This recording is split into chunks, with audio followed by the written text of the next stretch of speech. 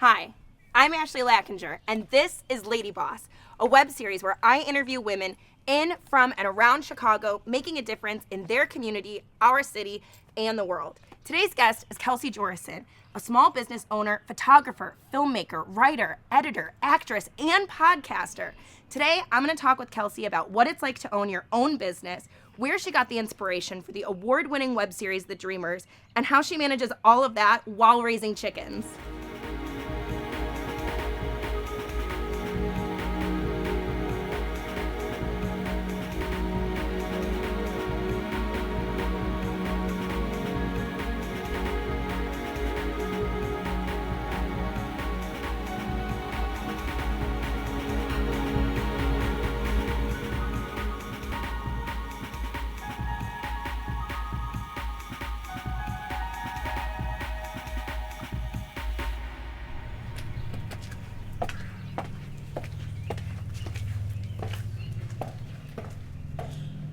And here we are at Kelsey's.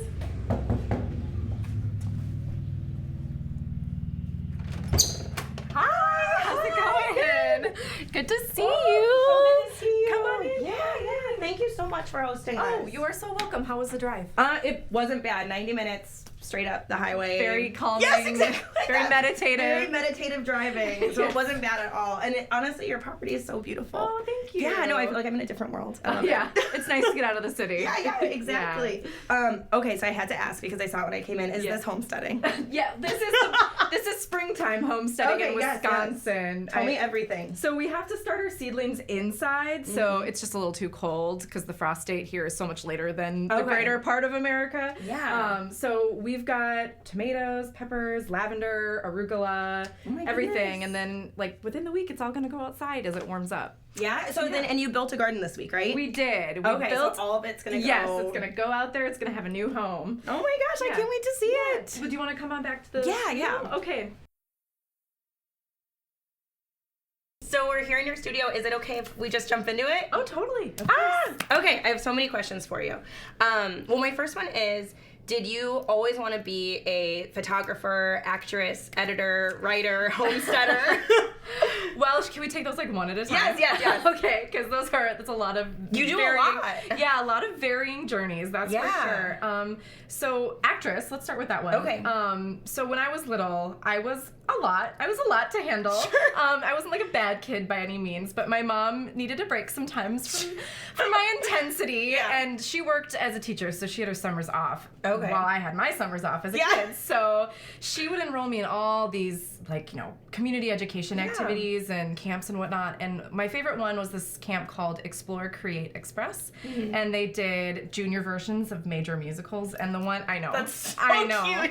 And the first one they did was Into the Woods Junior. Mm-hmm. It was basically the first act of Into the Woods. Yeah, like before everything it's kind of long. Yeah, everything gets really dark in the second act, so they just like took that one away. I got cast as Little Red Riding Hood, and it was like my first experience being on stage and like acting and singing and dancing, and just the reaction from my parents was so intoxicating. Like when you're a little kid, and to have like that attention and awe from your parents. Acting was the one place that really felt like home. Yeah. So I applied to DePaul's theater school right before the early admissions deadline, and my mom had to like fast track my application and everything, and my dad drove me down last minute for the audition, and it was like my first time ever to Chicago, and it was a wonderful experience. The audition process there was so much fun, and I walked away feeling like I had given it everything I'd got, and I got my acceptance letter a couple months later. It was the only place I auditioned at. So there was no backup plan? No. But it worked out. It did. It did work out. I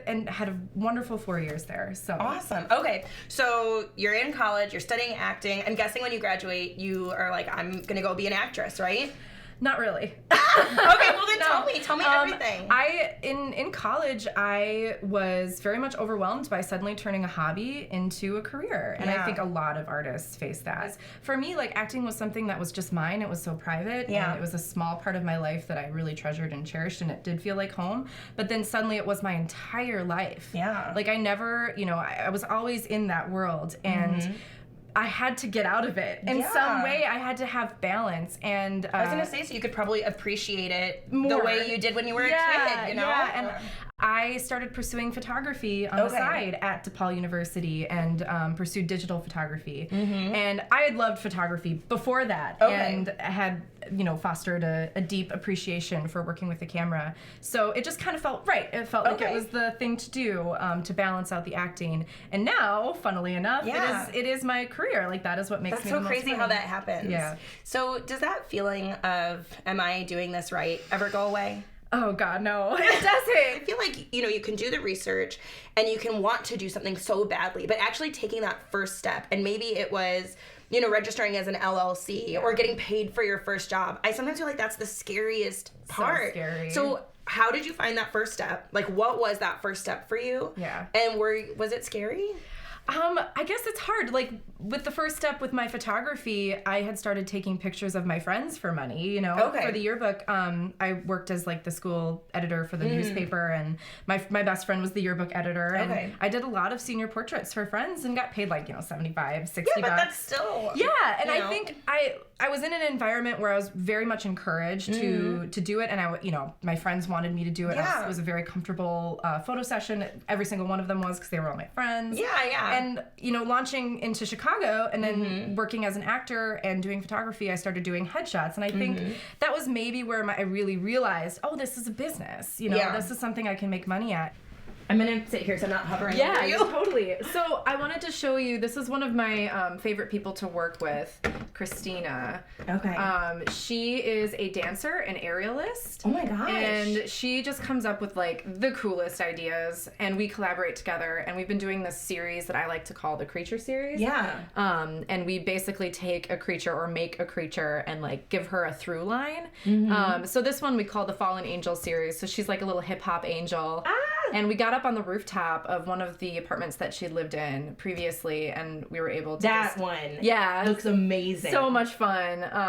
And so I come through and, like, we'll do a 2-hour-long session and we'll have crazy ideas and we'll make it happen. And then I unload them here onto Lightroom, which is, like, my favorite editing program ever. And I can make my own presets on here, so I can go through and just, like, batch the photos and do, like, editing really, really quickly. These are the type of projects that I like to take a little bit more time on, though. So how do you set goals for yourself when you work for yourself?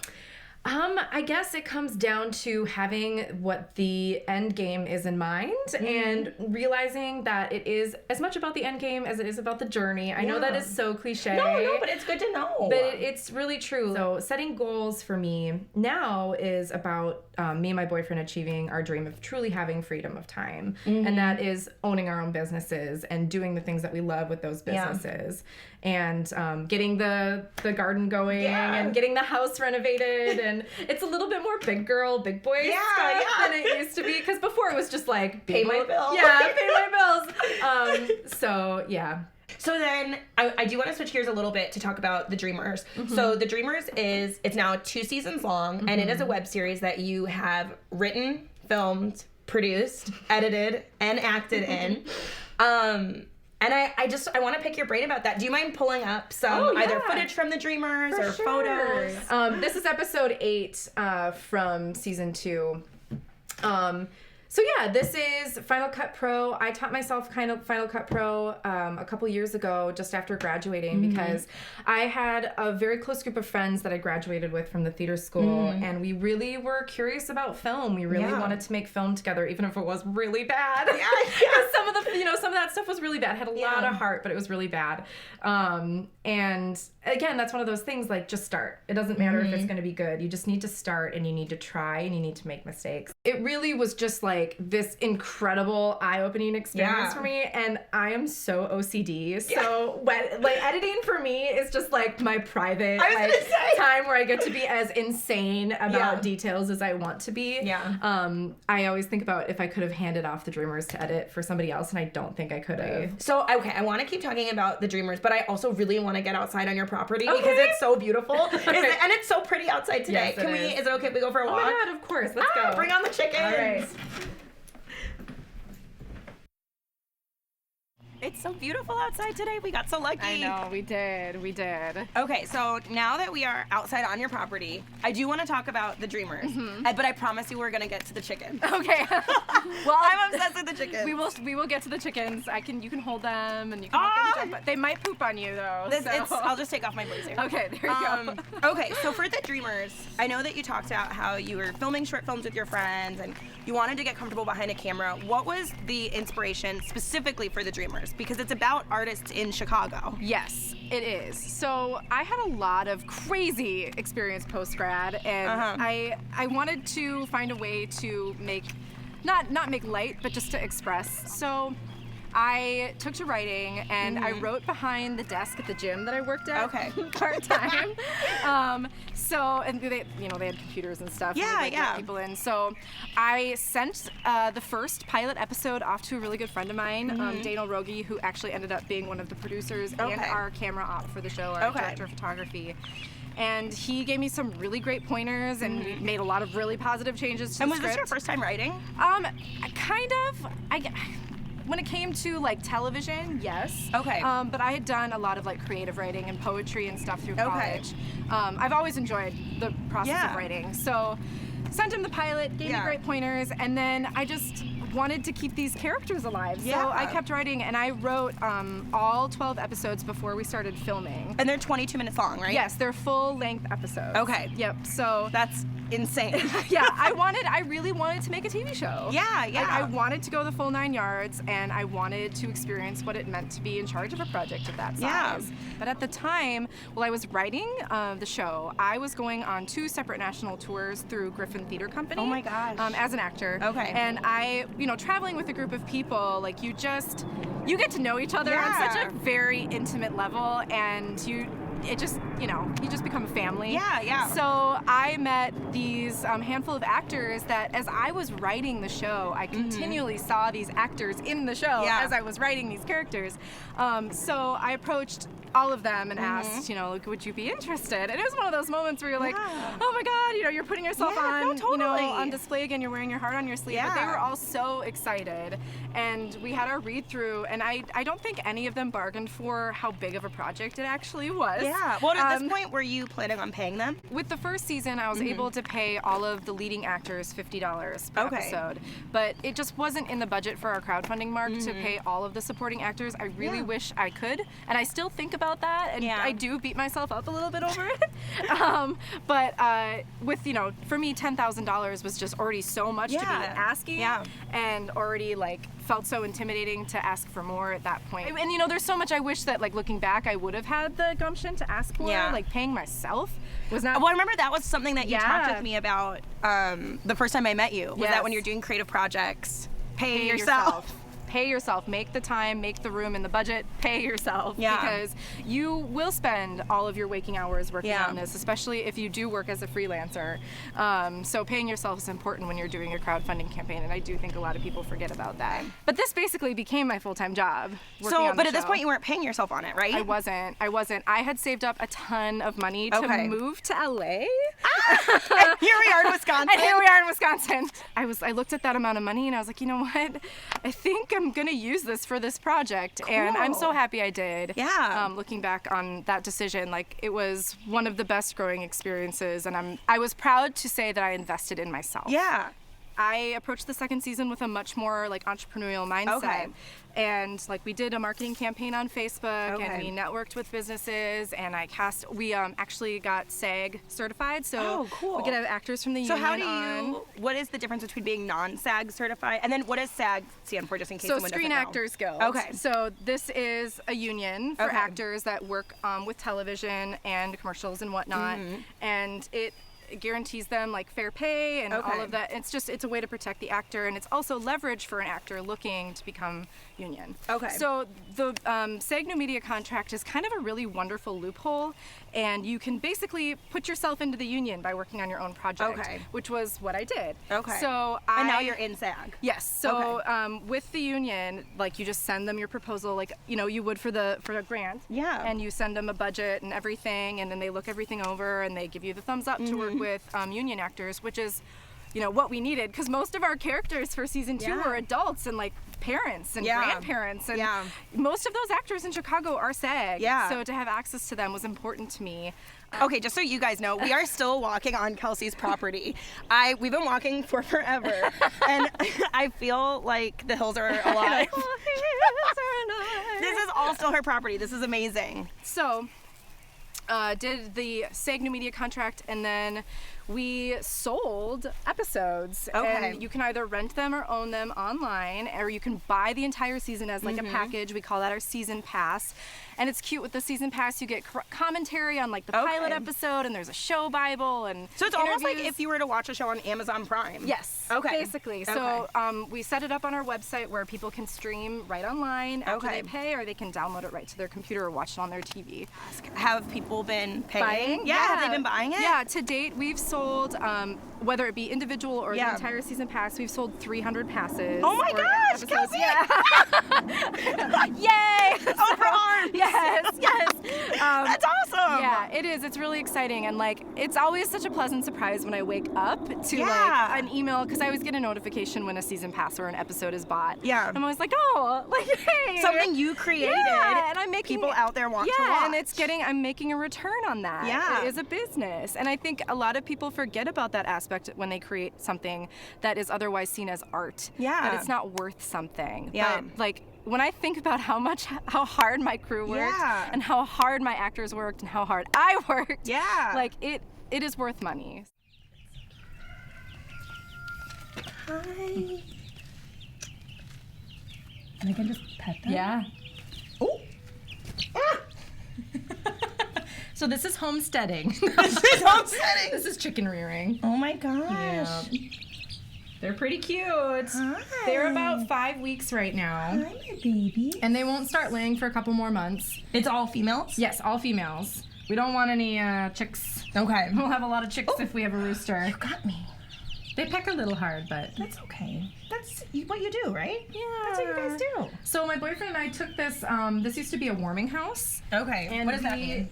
Like when you go ice skating, like the previous owner would drag this out to a frozen pond, and like you could warm up in here when you're taking a break from ice skating. So he like had it sitting on the property sort of awkwardly, and we took a bobcat and we moved it here on top of the cinder blocks. So it's not sitting on the ground and getting wet if it rains, because it'll rot a lot faster.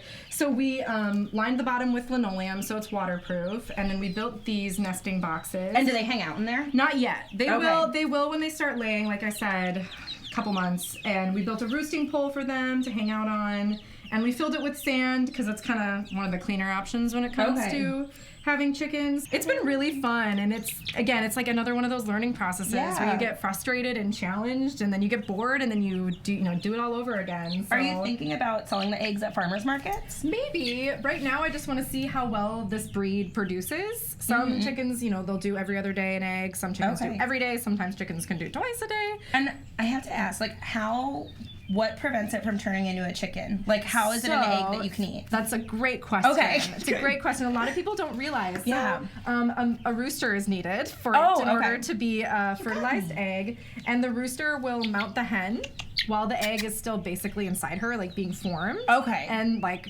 when it comes to making babies, the sperm has to reach the egg, and then the egg is fertilized. This is about to become a very different conversation. Hey kids, make sure you ask mom about roosters and hens.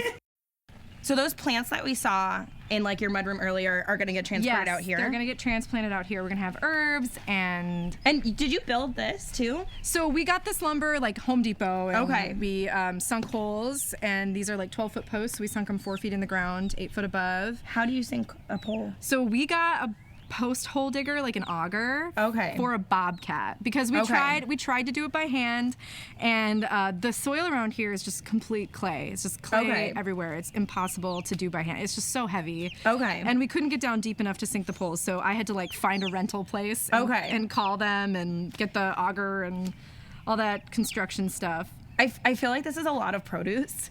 Like, are you guys gonna eat all of it? I eventually would like to try to open my own CSA. What? Oh, okay. And community sourced agriculture. Okay. Yep. So I would talk with my community, mostly probably people like within 5 miles of here, and see if they'd be interested in having a box a week. Okay. She misses her sisters. I was gonna say she's crying.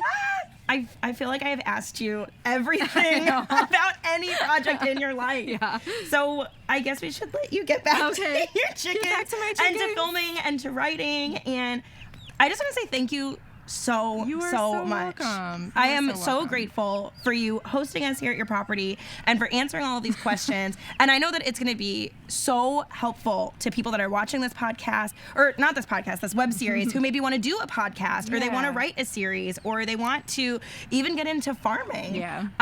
If people want to find out more information about your podcast, about the Dreamers, about your photography business, do you mind sharing where they can go? Yeah, totally. So you can find me at KelseyJorissenPhotography.com. Jorissen is spelled Jorisen, and I'm sure it'll be in the show notes somewhere. It will. And then on I'm gonna go grab the chicken. Hold on. And then for the Dreamers, you can find us at thedreamerswebseries.com, and you can get all of season 2 and season 1 there. And then for the podcast, that's also on thedreamerswebseries.com.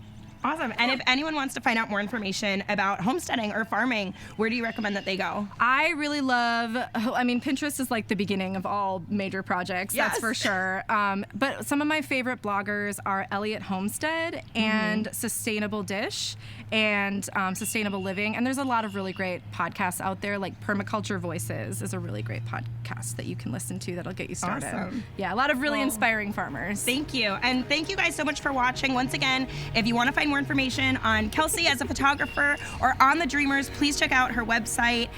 Please check out her Facebook. Also check out these chickens. But please also make sure to share our videos, like them, post about them. We're going to be sharing them out on our YouTube channel and our Facebook, and we are LadyBoss. And if you share anything about us, please use the hashtag LadyBoss. Okay? All right. Thank you.